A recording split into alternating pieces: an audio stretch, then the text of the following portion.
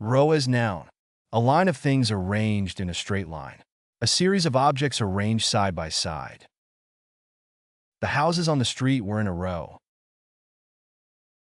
The row of books on the shelf was neatly organized. The students sat in rows of desks facing the teacher. The garden was planted in rows of vegetables. The row of soldiers marched in perfect formation. Staid as adjective. Calm and steady in behavior or demeanor. Sedate or dignified in manner or appearance. The movie's plot was staid and predictable. His staid wardrobe consisted of mostly neutral colors. The company's branding was criticized for being too staid and outdated. The hotel's decor was staid and traditional. The professor's teaching style was staid and lecture-heavy. Maunder as verb, speak or act in a rambling, confused, or aimless manner. He tends to maunder on about his past experiences instead of engaging in the present. The professor would maunder through his lectures, losing his audience in the process. She would often maunder through her stories, leaving out important details. The politician would maunder in his speeches, never really getting to the point. The comedian would often maunder on, making the audience uncomfortable. Unprecedented as adjective. Never before seen, done, or experienced. Without previous example or parallel. Novel or unique.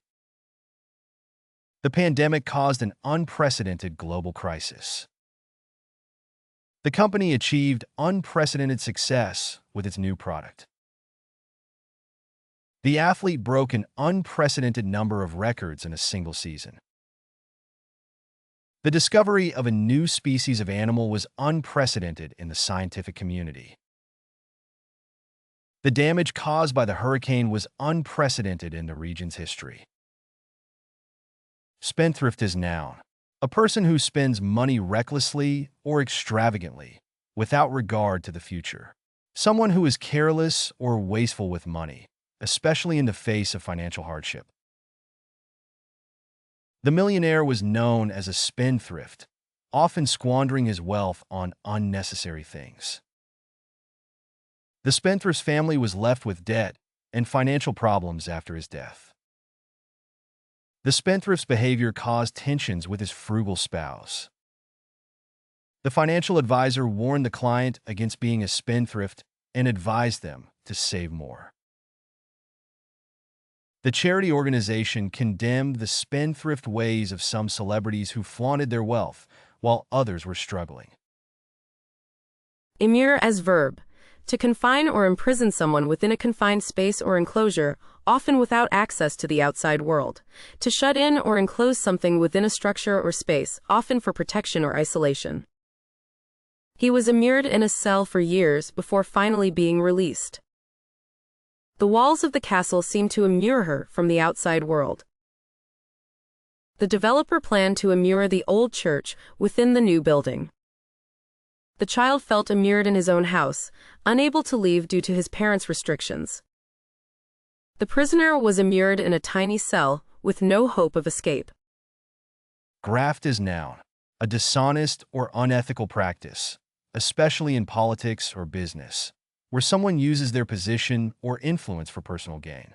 The process of attaching a shoot or twig from one plant to a stem or root of another plant in order to propagate it. The doctor performed a graft, taking healthy tissue from one part of the patient's body and transplanting it to another. The skin graft was successful, and the patient's burn wounds began to heal. The fruit trees were grafted to produce better quality fruit. The politician was accused of accepting graft in exchange for favorable treatment of a company. The woodworker used grafting to create intricate patterns in the wood. Choleric as adjective. Quick to anger and easily irritated, characterized by or prone to anger or bad temper. He had a choleric temperament and was easily angered. The choleric coach yelled at his players for every mistake they made. Her choleric behavior caused her to lose friends and alienate people. The boss had a choleric disposition and would snap at employees for no reason. The choleric customer was unhappy with the service and demanded a refund. Equitable as adjective, based on justice and fairness, fair and impartial. The judge made an equitable decision that fairly divided the assets in the divorce. The company's equitable hiring practices ensured that everyone had an equal chance to be hired. The manager's equitable treatment of all employees resulted in a positive work environment. The organization's equitable distribution of resources helped to address income inequality in the community. The professor graded the papers in an equitable manner, ensuring that all students were evaluated fairly. Cardinal as adjective, belonging to the highest rank or importance, chief or principal, of primary importance or significance, fundamental or essential. The cardinal rule of the company is to always put the customer first. The cardinal directions are north, south, east, and west. The cardinal feature of the new product is its innovative design. The cardinal point of the argument was that the proposal was not financially feasible. The cardinal sin of journalism is to fabricate stories. Ascendancy as noun, the state or condition of being in a position of power or dominance. The state or condition of having control or influence over others. During the Cold War, the United States and the Soviet Union both sought to gain ascendancy in the world. The recent election resulted in the opposition party gaining ascendancy in parliament. The company's market share has been in ascendancy for the past year due to its innovative products. The king's ascendancy to the throne was accompanied by much celebration and fanfare. The coach's strategies and leadership led to the team's ascendancy in the league standings. Urbane as adjective, elegant and cultured, reflecting a high degree of worldly experience and knowledge. Sophisticated and refined, often with regard to social manners or behavior. The ambassador's urbane manner impressed the dignitaries at the reception. The author's urbane writing style reflected his cosmopolitan background. The city's urbane atmosphere attracted a diverse population of residents. The professor's urbane humor kept his students engaged in the lecture. The diplomat's urbane diplomacy helped ease tensions between the two countries. Disheartened as verb, feeling discouraged, dejected, or defeated, lacking motivation or enthusiasm.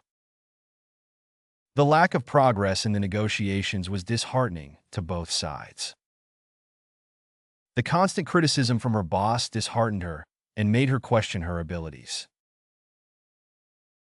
The failure of the project left everyone feeling disheartened and demotivated. The negative reviews disheartened the author, but they didn't give up on their writing. The team was disheartened by the news of their star player's injury. Replete as adjective, abundantly supplied with something, full to the point of excess or satiety. The market was replete with fresh produce from local farmers. The novel was replete with vivid descriptions of the characters and setting. The room was replete with comfortable furniture and beautiful artwork.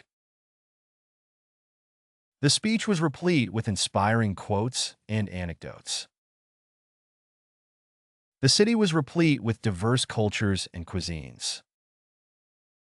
Contemptuous as adjective, arrogant or condescending in manner or speech, feeling or showing disdain or disrespect. The speaker's contemptuous tone made it clear that she did not respect the other person's opinion. The boss's contemptuous attitude toward his employees made it difficult for them to work effectively.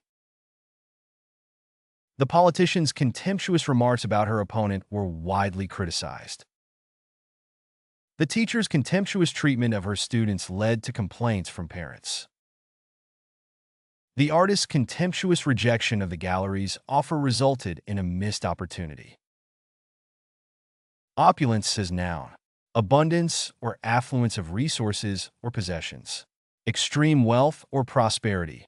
Richness or lavishness. The palace was decorated with opulence and grandeur.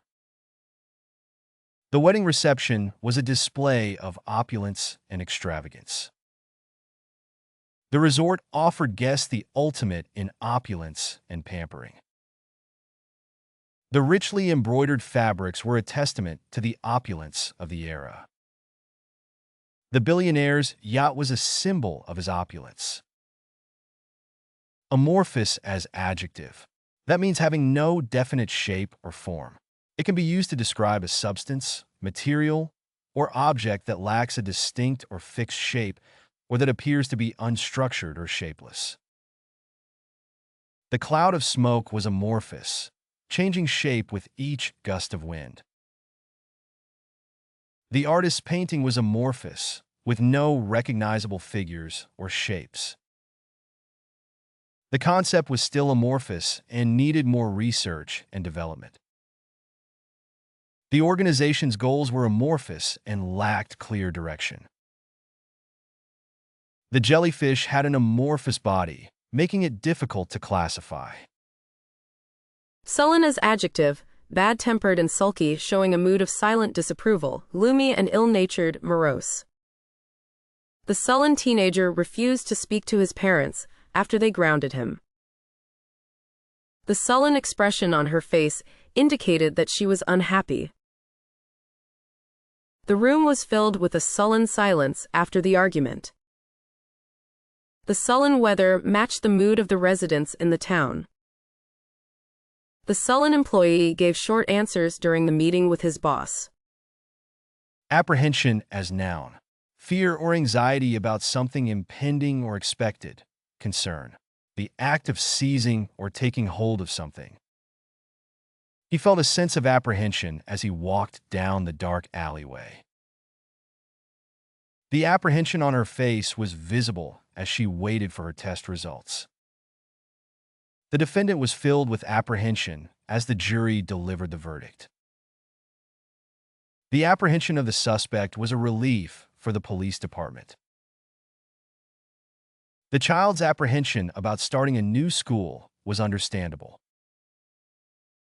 Impartial as adjective. Fair and just to all sides, not favoring one over another. Not biased or influenced by personal feelings or opinions in considering and representing facts.